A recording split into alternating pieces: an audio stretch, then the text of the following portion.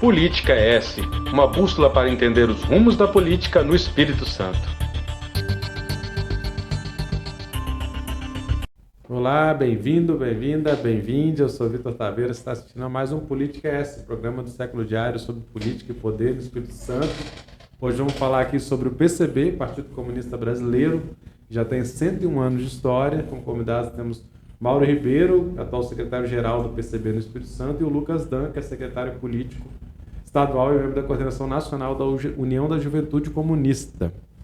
Então vamos falar do partido que está, articulado no Estado. Vou lembrar um pouco da história, nesses 101 anos, sendo algumas vezes clandestino, colocado na ilegalidade pelo poder instituído, e um partido que no final da ditadura sofre um revés, uma tentativa de acabar com o partido, coordenado pelo Roberto Freire, que vai fundar o PPS, hoje Cidadania, mas militantes mantêm, e o partido inclusive tem um hiato aí no Espírito Santo. Queria passar para o Mauro aqui para contar um pouco para a gente dessa história de reorganização do partido, que hoje é um partido que costuma nas mobilizações populares ter bastante força aqui no Espírito Santo.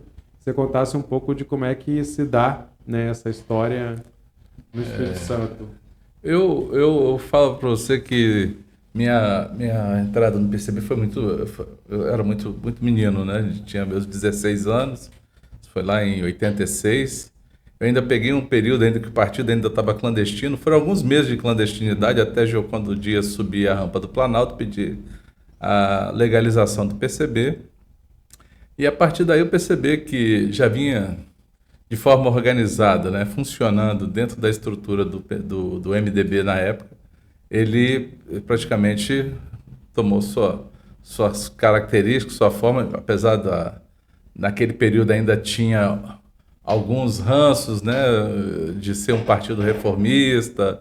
O Prestes mesmo, quando retornou do exílio, fez uma crítica contundente ao PCB que estava constituído, mas que não durou muito, Em 92, esse grupo, que comandava o PCB, entrou num processo de liquidação do partido, para a criação de um partido que viesse aí com essa onda da queda do Muro de Berlim, E aqui do Espírito Santo, a rebeldia dessa onda era o Miguel da Madeira, o Miguelão, que é metalúrgico e um comunista daqueles bem lutador, brigador, e eu, que ele me chamou para encampar isso aí. O grupo foi para o PPS, nós ficamos aqui sem partido, naquele limbo aí que gerou. Em 94, o PCB estava nesse processo de reorganização, precisava retomar a sigla. Isso conseguiu, pela Justiça, numa petição que foi liderada por Oscar Niemeyer na época e pela Zuleide, que é a nossa camarada, hoje está com quase 90 anos, e ela tem uma história dentro do PCB magnífica, principalmente pelo zelo de todo o acervo de Astrogildo Pereira, que é um dos fundadores do partido e um dos maiores teóricos do PCB. E a partir daí nós fizemos um trabalho de 94 até 98. Foi quando nós não conseguimos tocar, fomos engolidos pela burocracia na época da Justiça Eleitoral. Desse período para cá, o PCB ficou sem existir, e em 2003, depois de ida e vinda de alguns camaradas ao Rio de Janeiro, na tentativa de trazer o PCB de volta, que o PCB já estava se organizando a nível nacional, estava bem robusto nas principais cidades do país, e aqui dentro da região sudeste, o Espírito Santo estava um pouco deslocado, nessa brincadeira toda.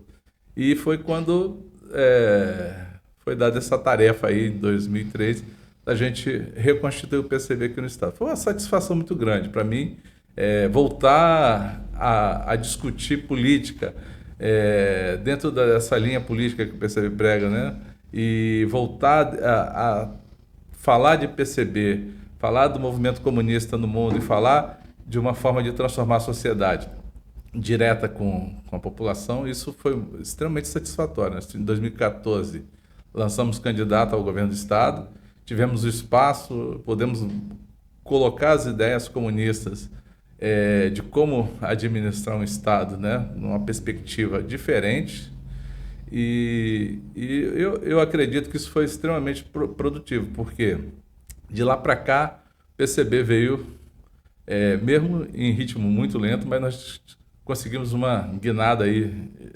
gigantesca, né, que hoje nós temos uma juventude muito organizada, coletivo feminino, que é o coletivo Ana Montenegro. A UJC hoje praticamente é uma juventude, talvez seja a maior juventude organizada do Estado, a juventude política, né, do campo da esquerda. E o PCB consegue manter hoje uma rotina quase que diária nas redes sociais, aí, publicando as nossas linhas políticas, as nossas atividades, né, e tem sido importante. Esse processo de reconstrução política que começou em 92 a nível nacional foi um processo muito árduo, que o PCB teve que passar por, em alguns momentos, debater o capitalismo brasileiro, debater a forma de constituir uma revolução no Brasil, debater a forma de uma linha política com uma estratégia tática, né? Então, foram vários congressos, né, até chegar ao 16º Congresso. Esse último aí eu pude participar. Até então eu era do Comitê Central que findou, né? E conseguimos trazer aí umas resoluções, né, que são bem consistentes para o que nós entendemos para organização partidária, para a política marxista, né, de um partido de esquerda. E estamos seguindo nessa jornada agora de ganhar musculatura. O partido está mais organizado agora no Estado para poder estar dando nossos voos solos aí, tanto no campo, nas eleições, no calendário de eleições do Brasil, mas também dentro dos movimentos sociais, né? A intervenção, a participação, a colaboração dos comunistas na construção aí de uma luta que seja mais engajada e coerente com o que o trabalhador precisa e necessita, né? E vocês fazem ali uma disputa difícil, né? Que é manter o partido, manter um partido comunista em atividade no momento de, como você falou, pós-Muro de Berlim, e que surge o PT como uma grande força política de esquerda que vem de uma crítica, né, ao centralismo democrático, a outras questões aí, enfim, teóricas.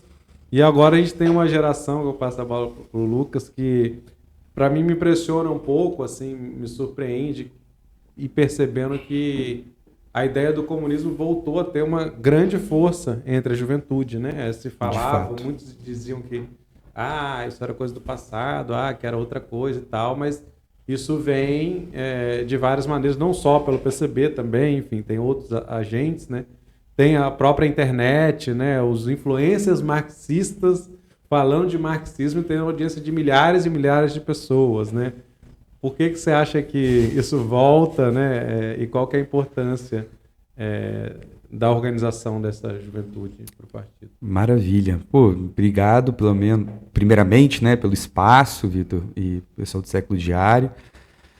Bem, Vitor, de fato, o cenário que o Mauro colocou uma dificuldade muito grande, né, para as organizações de esquerda no geral, do campo até mesmo, né, abertamente reformistas sérios, né, do campo revolucionário, com essa ideia do fim da história, né? Enfim, caiu o Muro de Berlim, uma série de limites, né, para as experiências socialistas, apesar dos grandes avanços, enfim, do desenvolvimento da tecnologia, da ciência, da qualidade de vida, da classe trabalhadora, né, nos processos de libertação nacional, em África, em Ásia, né?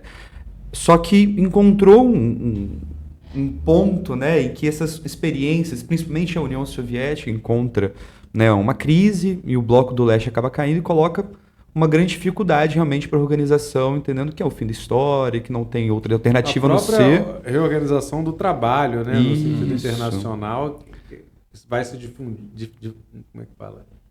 Sendo um pouco... enfim, a própria ideia do Taylorismo, Fordismo vai se quebrando, uma ideia, enfim, da globalização, da maneira que vai se colocando, enfim, novas relações de trabalho, vai apresentando uma mudança realmente no mundo do trabalho, mas a própria compreensão do que é o papel de uma organização política, de estratégia, das possibilidades de transformação social. E foi colocado que não tem outra alternativa a não ser reformar o capitalismo, né? A gente teve uma experiência aqui de uma organização política que cresce, né, inclusive dentro, né, dos limites do PCB da época, extremamente recuado em vários aspectos do processo de redemocratização, e que chega ao poder, né, o campo democrático popular, o campo do PT, e a gente não é à toa que o PCB se reconstrói e ganha força aqui em 2013, né, justamente nas grandes discussões das jornadas de junho, que a juventude tende a se radicalizar, encontrando alguns limites daquela experiência, gritando, né, por reformas de base, por reforma urbana, por mais moradia, mobilidade urbana, né? E nesse processo de radicalização, a gente volta a discutir, né, pós-crise de 2009, o mundo, né, encontrando que esse processo de desenvolvimento capitalista não estava isento de problemas, que não era o fim da história, tem um acirramento de lutas sociais pelo mundo inteiro, bate aqui no Brasil também, e que o PCB acaba aglutinando toda uma juventude que vai às ruas, vai se organizando no movimento estudantil, no movimento popular, e que encontra no campo revolucionário, no campo da esquerda radical, o PCB como alternativa, né? Então coloca para a gente, obviamente, uma série de possibilidades de crescimento, mas grandes dificuldades também, desafios para dar consequência nessa procura. E o JC acabou recebendo muitos desses jovens que estavam procurando uma alternativa para se organizar, tomar um protagonismo, né, e acabar um pouco dessa ideia de uma certa, um certo otimismo ingênuo com o desenvolvimento nacional proposto, né, por esse campo democrático popular, baseado em um novo, né, desenvolvimentismo, e começa a tomar um protagonismo de retomar as ruas, de discussão política, retomar entidades estudantis, né, combativas, como a UNE, que estava totalmente esquecida como um instrumento de luta da juventude trabalhadora. E aí o JC se coloca, né, como uma alternativa para essa juventude trabalhadora, né? Eu acho que ganha força nesse momento porque as condições de vida da juventude brasileira e mundial estão piorando a cada vez mais, né? Condições de empregabilidade, insegurança no mundo do trabalho, aquela ilusão de que uma formação técnica, profissional, acadêmica garantiria um espaço no mercado de trabalho já foi por água, a flexibilização do mundo do trabalho, precarização, né, com a uberização, enfim, toda essa insegurança com o futuro gera uma insatisfação, uma preocupação e uma revolta que na UJC, acredito, né, a juventude acaba encontrando uma forma de se organizar, dar consequência, transformar essa rebeldia difusa, né, em um trabalho disciplinado, com a possibilidade de transformar isso em um trabalho político sério, que vai de fato transformar a sociedade brasileira, e a gente quer também, né, a transformação do mundo em outra coisa que não esse, né? E quais são hoje as frentes de atuação do partido aqui no estado? Do partido? Geral. Também da UJC, né? Na UJC, antes de passar a bola para o Maurão, a gente tem priorizado cada vez mais a nível nacional, né? Além do movimento estudantil universitário, que já é uma frente conhecida, enfim, de todos, enfim, das juventudes, dos partidos de esquerda, disputando, né, enfim, espaços de estudantismo, mas não somente as entidades, mas disputando pela base mesmo, propondo outro modelo de universidade, uma universidade popular centrada, né, nas reais necessidades da classe trabalhadora, pela e para a classe trabalhadora. A gente tem cada vez mais realizado um giro operário popular, focando em espaços estratégicos da juventude trabalhadora. Isso é o mundo do trabalho, então a organização dos jovens trabalhadores precarizados, de aplicativo, inseridos também em espaços mais formalizados, institucionais, CLT, essa coisa toda.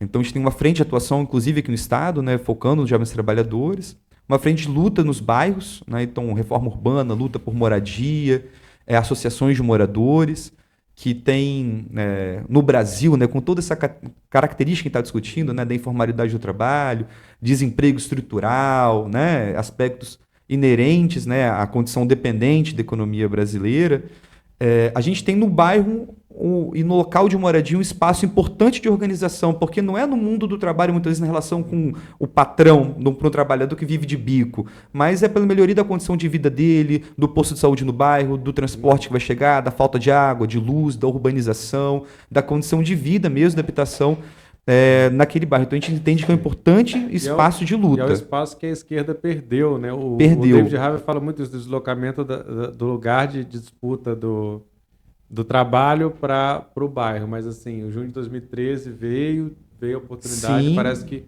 hoje a gente vê que a maioria dos votos da esquerda, por exemplo, eles são ideológicos, são, né, grandes nomes lá, mas que falta muitas vezes essa proximidade, essa atuação de bairro, né? A formação de líderes populares, associações de moradores hoje quase todas estão na mão da direita, com que certeza. Vão com o prefeito de ocasião, então essa é uma disputa. Então, aí que acaba fazendo essa questão da organização da vida, né? É o espaço onde a pessoa mora, muitas vezes trabalha dentro da própria casa, tem um comércio no bairro. Então a gente entende a importância da disputa desses espaços, né, de construir, ajudar os moradores a se organizarem em torno dos seus direitos, né, e ampliando a noção de reforma urbana, popular.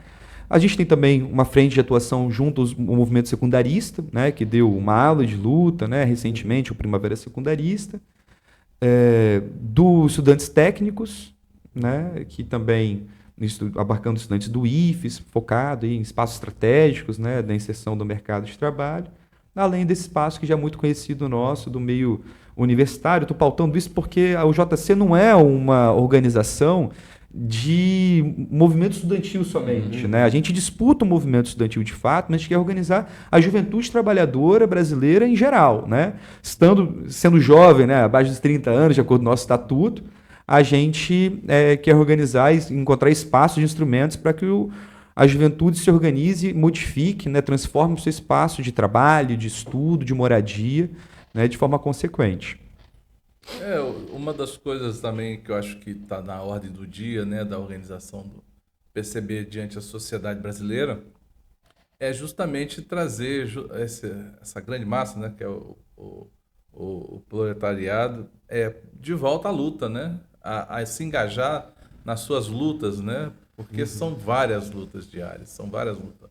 Os sindicatos hoje estão apaziguados, né, são sindicatos, alguns burocráticos, não são mais aqueles sindicatos na base como diziam, do chão da fábrica, né? Embora o chão da fábrica hoje já não é aquela realidade do trabalhador, mas é um termo, né? Mas essa necessidade de engrossar para cima do grande capital, porque eles vieram para cima do trabalhador e foram muito violentos, né? Uma reação, na verdade. Nós precisamos reagir. O trabalhador só perdeu nos últimos anos. Sobre aquela insígnia dos conservadores, os conservadores praticamente só votaram contra a gente. E praticamente quem vota nesses conservadores é o lumpen proletariado, a grande massa da periferia. E cadê? Nós não estamos lá mais. Nós não dividimos esse espaço, nós não ocupamos esse espaço, nós não fazemos a disputa dentro desses espaços. Os partidos de esquerda estão muito assim, acho que precisam tomar um choque de realidade, botar o pé no chão. E, de fato, tem que avançar em vários aspectos, não só dentro do parlamento, fazer um bom discurso, ocupar alguns para fazer alguns embates, mas os embates, de fato, estão na periferia, estão no dia a dia de quem pega um ônibus. Tá? É uma situação extremamente delicada. O PCB hoje tem, assim, na sua organização, alguns coletivos e na nossa principal, que é a unidade classista. Nós temos uma linha dentro do que nós entendemos do movimento sindical, que o movimento sindical precisa, de fato, voltar para a base. E se não voltar para a base, vai ser difícil fazer sindicatos. Os sindicatos hoje, eles passaram, nos últimos anos, assim, um processo de massacre, né? Tanto da grande mídia, como também, talvez, assim, esse vício que gerou dentro das lideranças sindicais, que são históricas, não digo, talvez não são todos, isso não é generalizado, tem sindicatos extremamente aguerridos, né? Mas esse vício que gerou, isso deu um recuo muito grande. E isso também reflete diretamente nas perdas que nós tivemos, né? Os próprios sindicatos tiveram perdas volumosas, né? Com as últimas reformas, tanto a trabalhista quanto a da Previdência. Então, você juntar os cacos e botar de novo a classe trabalhadora na luz da luta por um processo de revolução, porque eu acredito que nessa transição, se você quer avançar a sociedade, sem ruptura vai ser muito difícil, né? Tem que ter uma ruptura. Então, partido nenhum vai fazer isso sozinho. Ninguém vai ser protagonista da luta de classe, partido, sigla nenhuma vai ser protagonista. E o protagonista é o trabalhador. O partido é um instrumento. É um instrumento. Mas isso que o Mauro falou, para nós, assim, é um elemento basilar. A gente veio amadurecendo, né, com o papel do PCB em relação à política eleitoral, né? A gente coloca isso no nosso campo de atuação, a gente não está nessa de somente marcar a posição nas eleições, a gente quer cada vez mais, né, ganhar espaço no parlamento, a gente acha que é um importante instrumento de agitação, de colocar nossa bandeira, né, de ser um instrumento de mobilização, né, do partido, da classe trabalhadora, mandados a serviço da classe trabalhadora. Mas para nós a prioridade hoje é a construção dos instrumentos de luta da classe trabalhadora, e que chegar em um momento futuro, né, assumir esse espaço é consequência disso. Então, a construção dessas entidades de organização de base mesmo, de movimentos populares, fortalecer esses movimentos populares, né, que foram totalmente cooptados de certa maneira, mas acabaram colocando, né, se colocando no papel de, muitas vezes, estar dependendo de forças que já estão inseridas dentro da institucionalidade, né, muito apaziguados em alguns momentos, né, o quanto que a gente teve de retrocesso nos últimos anos, quanto que a gente conseguiu apresentar de alternativa ou de enfrentamento nas ruas, de paralisação, né, da produção no Brasil, de parar as cidades, com ataques absurdos que tivemos de corte de orçamento, com reforma trabalhista, reforma da Previdência, teto de gasto, uma série de absurdos que aconteceram no Brasil recentemente, e a nossa capacidade de reação foi mínima. Ter um parlamento do PCB, ter um parlamentar do PCB, 2, 10, 15 dentro do Congresso Nacional, pouco faria diferença num cenário como esse. A gente acredita que a alternativa está na rua. É a nossa prioridade. Ter voz dentro desse espaço para fazer agitação, convocar para esse espaço e apresentar o projeto de lei, conseguir mobilizar, né, levar a instrumentos, né, enfim, legais para atender as necessidades da classe trabalhadora, bem, está no nosso horizonte. Mas é consequência desse processo. Então a gente está priorizando totalmente nossa atuação política da construção desses espaços de luta pela base, de movimentos populares, de sindicatos, de associações de moradores, entidades estudantis. Movimento de moradia, né? Movimento Nacional de Luta por Moradia, que a gente tem tentado contribuir para a sua reconstrução aqui no Espírito Santo, que estava parado já há algum tempo, né, de presente na luta cotidiana, com capacidade de organização própria. A gente tem tentado contribuir, mas não só ele, se aproximado de movimentos do campo, né? Sim. Até porque também isso faz parte da tradição comunista, né? O PCB, nesses 101 anos, né, de existência, né, ele sempre esteve ali, engajado em todas as lutas do trabalhador. E as lutas que foram mais importantes, né? Eu acho que para o país, né? E o PCB nunca refugou, né? Apesar de a gente recebe algumas críticas, mas a gente sabe que não refugamos. Nós sempre buscamos avançar, né? Apesar dos 101 anos, boa parte desse período aí foi na clandestinidade, né? Eu estava falando com o Mauro aqui, que eu encontrei ele tem uns anos atrás. Acho que ele tinha acabado de ser candidato, né? Estava já chegando a próxima eleição. E aí, como é que vocês estão pensando, PCB? Papo informal, assim. Ele falou, não, esse negócio de eleição, a gente está organizando o pessoal na periferia e tal, né? E passaram os anos e, assim, dá para ver o resultado dessa estratégia. Então, para mim, assim, é interessante vocês trazerem de novo. Quer dizer, estamos pensando nisso. Então, eu queria saber um pouco mais de como que vocês estão pensando, né? Eleitoralmente aqui no Estado. E, em primeiro lugar, assim, qual que é a leitura também que vocês têm feito de conjuntura estadual? Como é que vocês entendem do governo Casagrande, essa configuração da Assembleia Legislativa? As prefeituras também, quase todas são de direita no Estado, né? Quase todas, Eu acho que a gente Como é que vocês analisam? teve um debate grande ano passado sobre isso. Tem. Né? O curioso, você sabe que a onda conservadora que veio junto com o bolsonarismo, né? Quando ele acendeu muito as lideranças que a gente jamais dentro de um debate civilizado, nos padrões democráticos normais da democracia burguesa, talvez eles não teriam espaço, mas aquilo gerou, o bolsonarismo gerou muita aberração. Hoje você olha a configuração da Assembleia Legislativa, talvez ela seja um pouquinho menor, mas as câmaras de vereadores, em grande maioria, principalmente aqui na Grande Vitória, são de maioria conservadores, e isso não sei se tem sido positivo para a população, não, porque a gente vê que é muito mais do mesmo, né? As mudanças são muito pequenas. Às vezes é um ou dois que faz barulho dentro das câmaras dos vereadores. Isso é extremamente negativo, né? Você imaginar que um prefeito ele faz sua colisão lá com os partidos que estão compondo o legislativo, né? E o legislativo, e a partir dali, o que acontece? Ele passa a nadar de braçada, faz o que bem quer, né? Então, você vê cada dia mais, as cidades continuam segregadas, não tem políticas sociais fortes que melhorem as condições de quem mora na periferia. Você vê a perfumaria, os enfeites, os retoques, todo dia do lado mais nobre da cidade.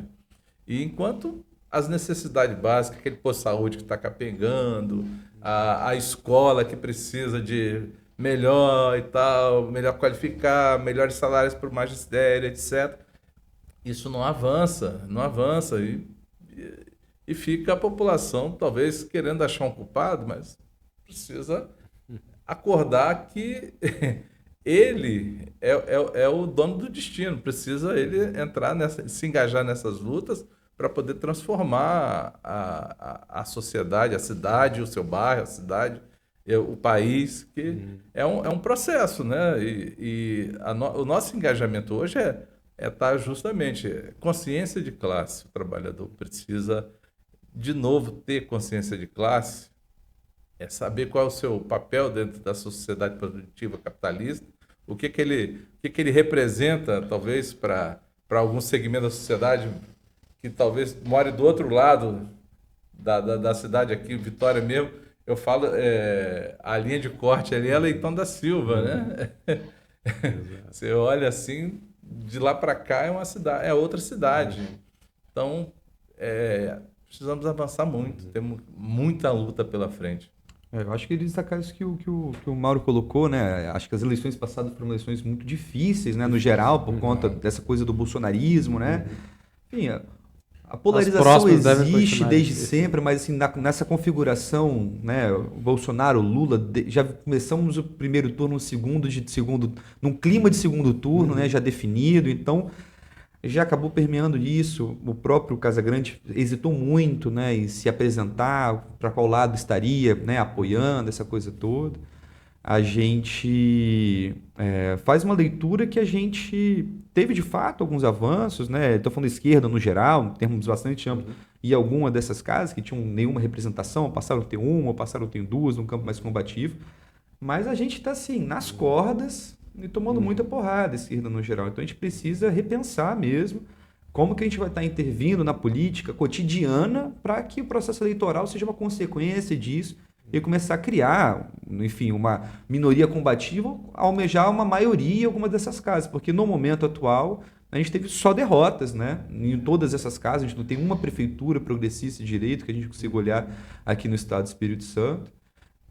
O que acaba resultando, nisso que o Mauro está falando, nas políticas municipais, né, os conselhos, as participações da sociedade civil organizada, vai perdendo protagonismo, né, vai criando barreiras para a participação popular, da forma como convocam, por exemplo, muito atropeladas convocações para os conselhos aqui de Vitória, para habitação, por exemplo, né, uma gestão que vai se afastando, né, de um processo de construção participativa que Vitória chegou a ter em algum tempo, com o Projeto Terra, né, e outras políticas que tinham participação, né, dos moradores locais, e agora afastando. Isso é um refluxo, né, dessa condição que a gente estava passando para você anteriormente. Mas os grandes derrotados, no fundo, são os tíbios, né, os mornos, o centro. Né, é essa galera que implode, na verdade. Né?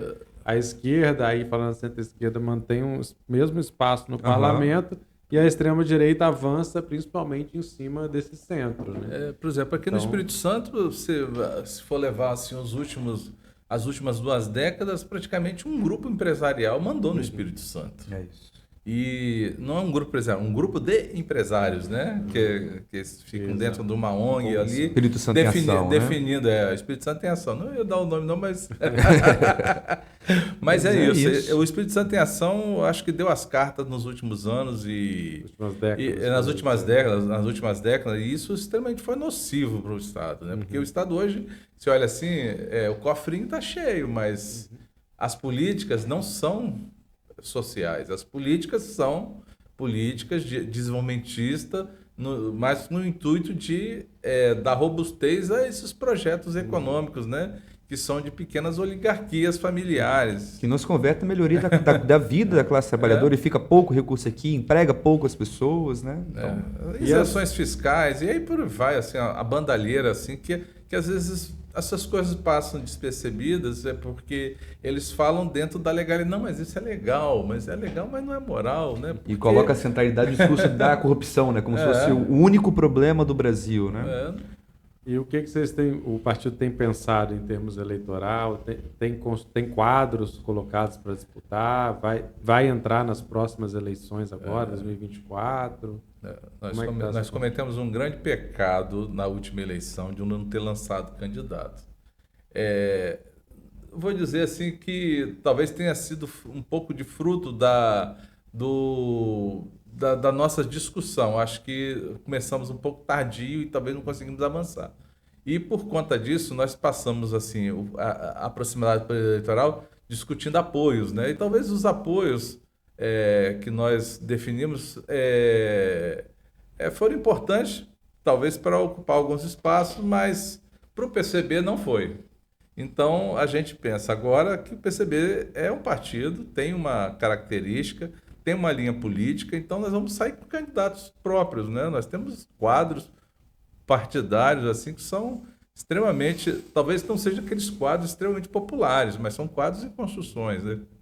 Que a gente precisa ocupar esse espaço da rua, o espaço do voto, né? Para que essas pessoas vão começando a ganhar notoriedade em relação ao que nós defendemos, né? Que eles vão usar a linha política do PCB para defender uma política para a cidade, uma política para o Estado do Espírito Santo e até mesmo qual é a nossa linha política de atuação dentro do parlamento. Porque se a gente não engrossar o caldo para cima dessa extrema-direita que cada dia que passa avança contra a classe trabalhadora vai continuar cada dia mais desamparada e perdendo todos os seus direitos, que são direitos históricos, né? Não adianta querer falar que uma CLT é caduca. Ela funcionava muito bem. Caduca quem queria, ou esperto quem queria mudar a CLT. E mudou espertamente, porque só um lado foi beneficiado nessa brincadeira. Os grandes empresários. Mas vocês pensam em candidaturas para a prefeitura, para o parlamento também municipal? Sim. Grande vitória? Quais são as linhas prioritárias? Como eu falei assim, a gente ainda não é um partido grande, robusto, aqui que ocupa todos os segmentos aqui, todos os municípios do estado. Mas a gente tem que centrar nossas energias para algumas regiões, né? A gente tem militância no sul do estado, talvez possa dar liga lá em 2024, e tem aqui na Grande Vitória, pelo menos nos 3 municípios que dá para trabalhar nomes tanto para o parlamento quanto para o cargo majoritário de prefeito. Que seria quais municípios? Vitória, Serra e Vila Velha. E no interior? No interior, Cachoeira do Itapemirim. Tradição, né? Tradição. O PCB inclusive já teve vereador lá, né? Legal. Em 80, acho que 86, 80. Tem tempo, foi o... É isso. Não, já estamos aqui no nosso limite dos tempos, então obrigado, Lucas, Mauro, esse é o Política ES, programa quinzenal do Século Diário, né? Vai ao ar nos domingos às 9 horas, semana sim, semana não. Produção e locução minha, Vitor Taveira, apoio técnico do Cauã Elmer aqui. no estúdio 42B. Então, para saber mais notícias diárias, análises, informações sobre o Estado, tem o séculodiário.com.br. E siga também os canais no YouTube, nas plataformas de áudio, só procurar lá Século Diário, curtir, comentar, compartilhar, mandar para os amigos, ajudar a fortalecer nossa imprensa independente. Então, obrigado pela presença, boa sorte aí nos trabalhos e continuamos acompanhando tem também. Tem a palavrinha final? Tem. Vai lá, vai lá. Não, eu queria agradecer a toda a audiência aí do Século Diário, agradecer ao programa, né, Política ES, agradecer ao Vitor pelo convite. Dizer que nós comunistas continuamos nessa jornada, né? Estamos firmes nessa luta, né? Por mais que não é uma luta em glória, porque a gente sabe que com o processo de organização e com a ajuda, né, obviamente, né, da população, a gente tem muito a ganhar e avançar com o trabalho dos comunistas dentro da luta diária da classe trabalhadora. Aproveitando o gancho do Mauro também, agradecendo, né, o espaço, a gente costuma ser chamado muito para falar da história do PCB, né, Mauro? E é bom a gente falar sobre a realidade atual, então a gente agradece o espaço. O PCB hoje não é um comitê da memória do PCB, é um partido vivo, atuante, com uma juventude que intervém na realidade brasileira e que a gente tem, né, os sonhos do tamanho da Revolução Brasileira que a gente vai estar construindo aí no cotidiano. É isso, valeu, até logo.